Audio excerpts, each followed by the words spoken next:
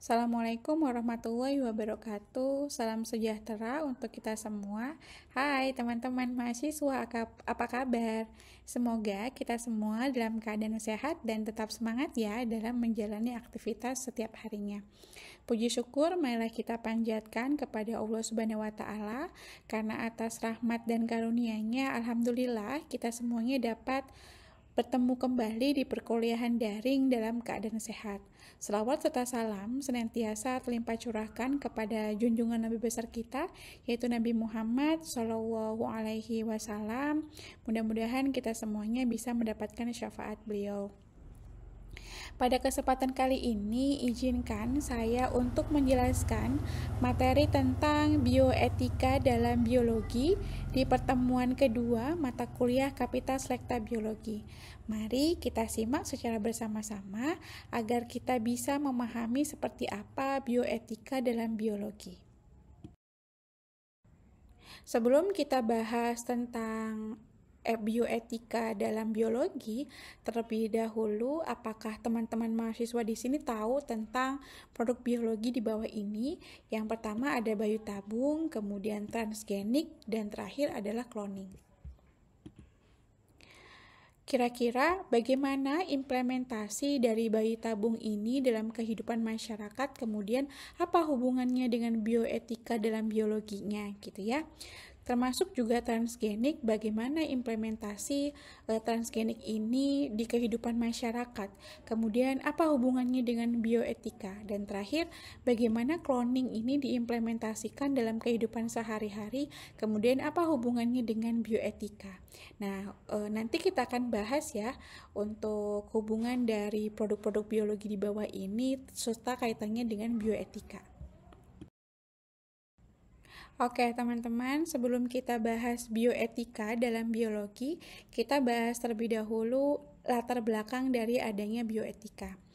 Jadi latar belakang dari adanya bioetika ini adalah terkait dengan perkembangan gitu ya, ilmu pengetahuan dan teknologi biologi yang telah banyak menyumbang dalam kehidupan manusia, terutama pada berbagai aspek kehidupan gitu ya, atau memberikan sumbangsih dan manfaat yang begitu besar dalam berbagai lini kehidupan seperti bidang kedokteran, pertanian, peternakan, budidaya ikan, budidaya pangan dan lain sebagainya. Contohnya manfaat biologi dalam bidang kedokteran itu ada namanya bayi tabung gitu ya, kemudian juga KB, keluarga berencana, kemudian pencangkokan dari organ tubuh, bedah plastik ya, operasi plastik dan terapi gen gitu. Nah, itu adalah beberapa contoh dari perkembangan ilmu biologi dan teknologi di bidang kedokteran.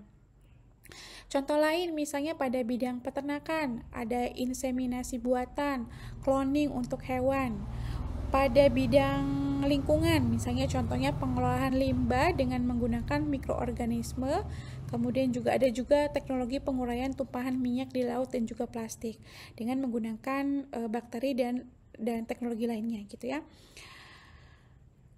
Penerapan ilmu sains dan juga teknologi ini khususnya pada biologi itu tidak hanya memiliki manfaat tetapi juga gitu ya muncul problematika yang disebabkan hasil perkembangan dari pengetahuan terutama biologi dan teknologi itu sendiri. Nah, problematika ini menimbulkan masalah gitu ya bagi kehidupan manusia di berbagai aspek. Bahkan gitu ya dengan adanya kemajuan ilmu pengetahuan dan juga teknologi ini menimbulkan arogansi dan keberanian untuk melakukan suatu eksperimen yang tujuannya itu bukan lagi melihat kebermanfaatan ya, keamanan lingkungan, kemaslahatan kehidupan manusia, tetapi lebih ke ambisi yang nggak bisa diterima oleh moral dan agama gitu ya. Contohnya misalnya gini, proses bayi tabung dalam kedokteran itu kan dikenal dengan istilah fertilisasi in vitro gitu ya. Artinya pembuahan sel telur itu dilakukan oleh sel sperma di dalam sebuah tabung Petri dan inseminasi buatan gitu ya pada manusia sebagai suatu teknologi. Nah, tetapi akan menjadi masalah ketika bayi tabung itu bukan dari sepasang suami istri. Artinya sperma dan telurnya itu bukan berasal dari pasangan suami istri yang sah.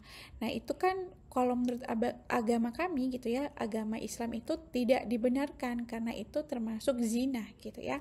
Nah, ini perlu pengkajian yang lebih mendalam terutama untuk dilihat dari aspek etika dan juga hukumnya. Sehingga untuk mengantisipasi itu semua, maka atau untuk mengontrol dan mendampingi dari perkembangan ilmu pengetahuan tersebut, maka dirumuskanlah sebuah disiplin ilmu baru yang namanya bioetika. Bioetika ini fungsinya untuk mengontrol dan menanggulangi adanya masalah-masalah yang terkait dengan perkembangan ilmu biologi dan juga teknologi yang mengatur tentang kebermanfaatan dan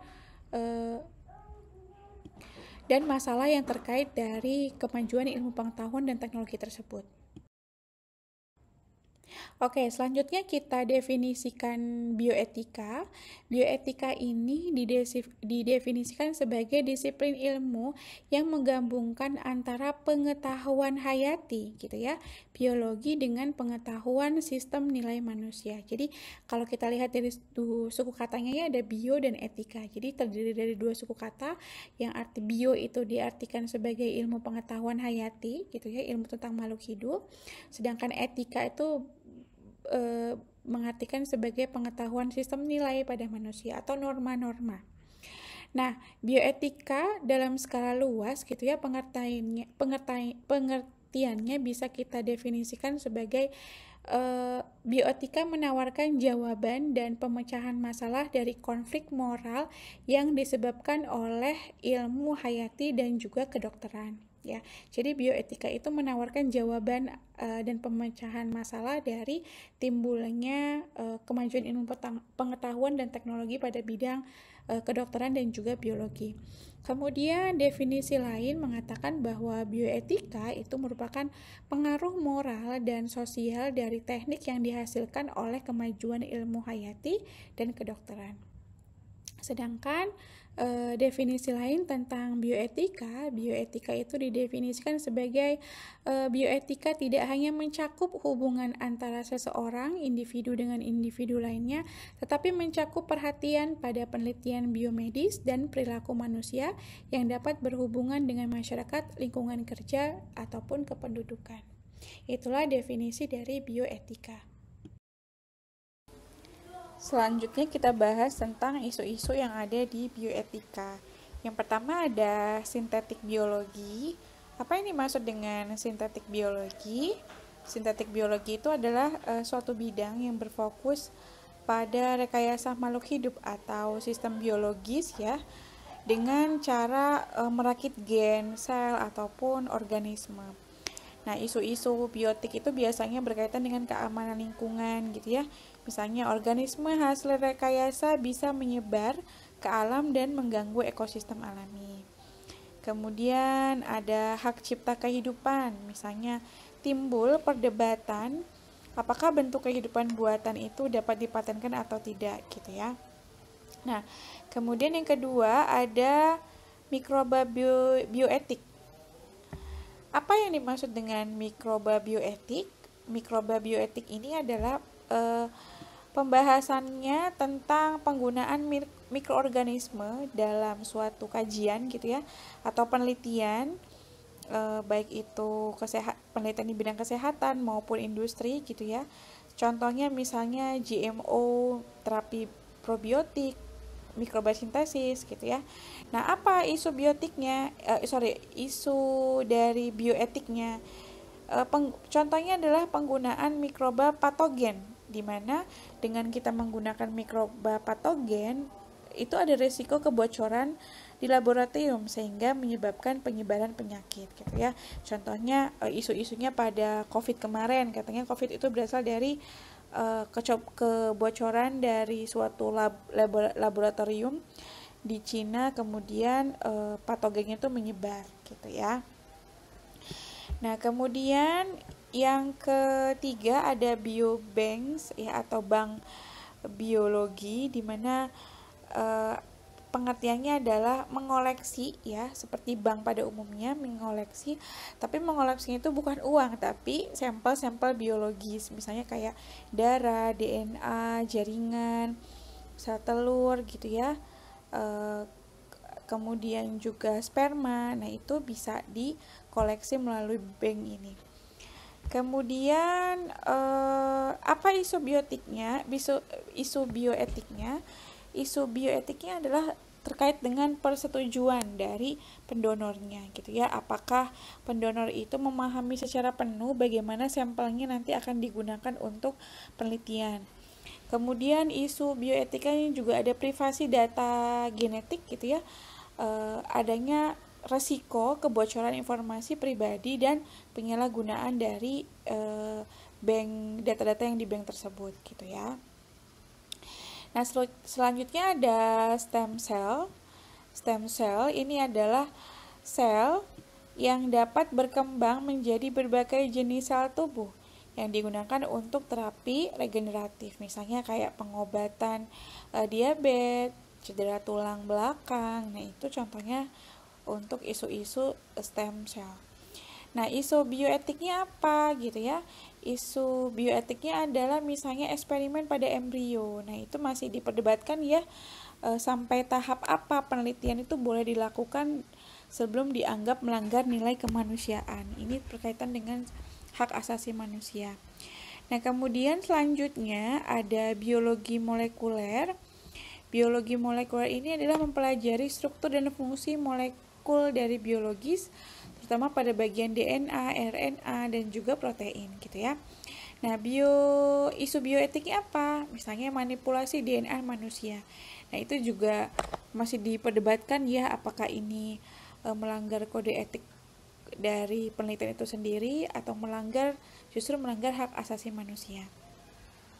Nah, terakhir ada genetic engineering atau kita sebut sebagai rekayasa genetik. Apa yang dimaksud dengan rekayasa genetik? Yaitu teknik mengubah materi genetik organisme untuk mendapatkan sifat tertentu gitu ya.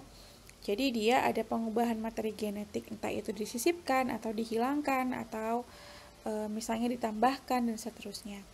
Nah, isu bioetiknya apa? Yaitu manipulasi gen manusia. Nah, apakah itu etis gitu ya, mengubah bagi gen untuk memiliki sifat-sifat tertentu. Nah, itu kan harus diuji lebih lanjut ya, teman-teman.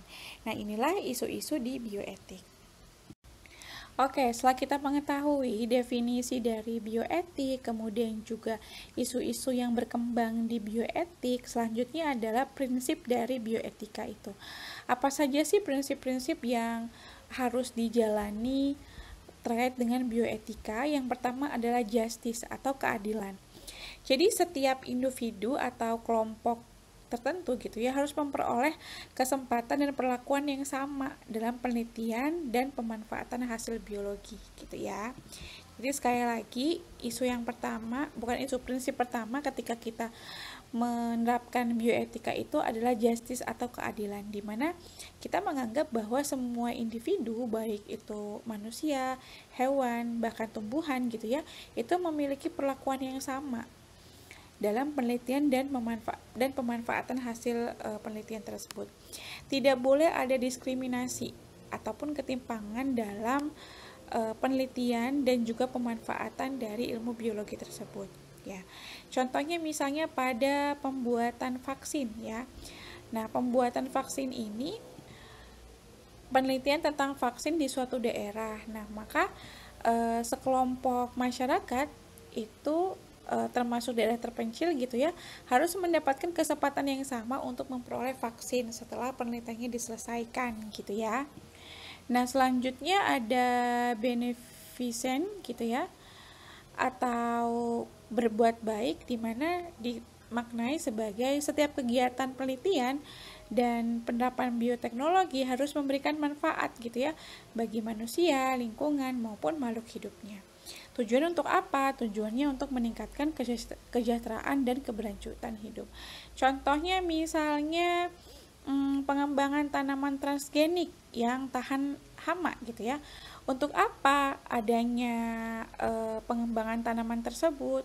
Ya, fungsinya untuk menghasilkan panen yang lebih banyak secara produktivitas dan juga mengurangi dari penggunaan pestisida kimia gitu ya. Selanjutnya ada yang terakhir yaitu non-maleficent atau disebut juga sebagai tidak ada yang merugikan atau tidak menyakiti dari penelitian tersebut ya.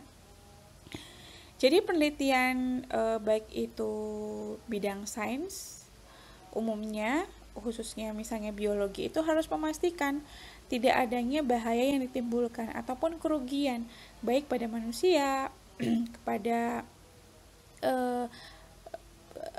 hewan ataupun tumbuhan yang diuji coba maupun pada lingkungannya gitu ya. Jadi prinsip ini menuntut kehati-hatian dalam setiap eksperimen dan penerapan teknologi agar tidak ada yang merasa tersakiti gitu ya. Oke teman-teman, kalau tadi kita sudah membahas tentang prinsip bioetika secara umum, nah bagaimana ya prinsip bioetika menurut Islam gitu? Apa saja sih yang harus dipertimbangkan ketika kita akan melakukan penelitian atau pengembangan suatu produk dilihat dari bioetika Islamnya? Yang pertama adalah prinsip keadaan darurat. Nah ya, jadi harus ada keadaan darurat dulu.